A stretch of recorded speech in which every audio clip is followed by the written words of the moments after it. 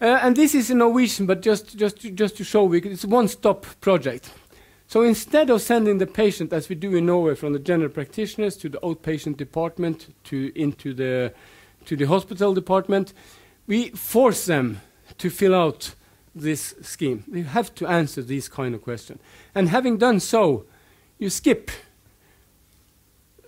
the pre-surgical visitation in the hospital. You take the patient directly into, and it's a huge, huge saving on a national level on that.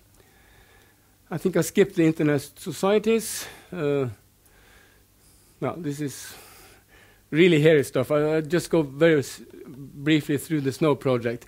And the SNOW was a guy who saw a cholera epidemic in London. And he made an analysis and saw whether the people living in that. And what he found out was that this pump, this water pump, was the source of the cholera epidemic in London in 1854. It's still standing there. So their solution was to take away this handle that brought water to the patient.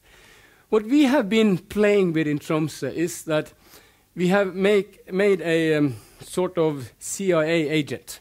We have created a software that is running around into the network of the GPs and try to see, is there any way we can extract information telling us that something is coming up?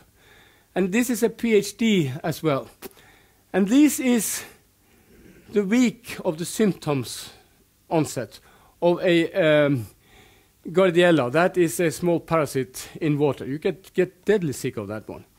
And they went to GPs scattered around in the landscape, and they didn't see the connection. But this is how the computer saw that connection. And this is when the outbreak was discovered. So it's a sort of software called agent. It's a bad word that is running around and looking for signs for something is coming up. For instance, if you look at diabetic people, we have tried the same system there. When they're going to have an influenza, the blood sugar level is rising. So what we have been able through this kind of research is to tell a population of diabetic people that you are going to be sick 5 days from now. Because we could see the pattern in their blood level in the way we are measuring that. So you could think in these times with the different kind of influenza, if you link this to the WHO system, you have a possibility to do surveillance work. But this is 10 years from now, 20 years from now, maybe never. Maybe we not should have it at all. But there are possibilities to do that. So to summarize, when I talk to the organizational people in Norway, they say technology must adapt to the organizational reality. I say no. The organization must adapt to the technological possibilities and not simply digitize the past. Because what we see, the structural trends, you go from hospital to home-based, you go from hospital-based to my home as a hospital. And also, and this is my last one, I think it's very, very important. If you take a risk population of 1,000 in Norway, 250 of them have no symptoms, 85 have symptoms, no treatment, 500 take care of themselves, 150 go to the general practitioners, 13 go to the local hospital, and 2 go to the university. And who had the headlines in the newspaper? That is the 15 on the top.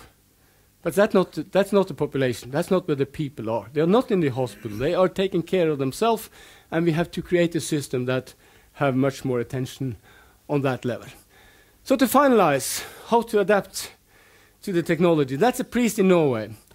And that is how they collect money in the church. That's the first time I ever seen it. And you can see from his smile, I think he's a sort of embarrassed, but also very, very proud. But so that is adaptation of technology to the needs of the church in Norway. So that was it. Thank you very much.